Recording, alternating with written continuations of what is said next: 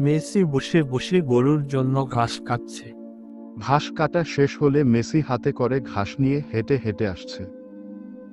Messi তার গরুকে হাত দিয়ে ঘাস খাওয়াচ্ছে।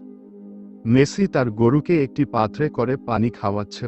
তারপর মেসি একটি নালায় গরুটিকে নিয়ে গিয়ে গোসল করাচ্ছে, পানি ঢেলে দিচ্ছে গরুটির শরীরে।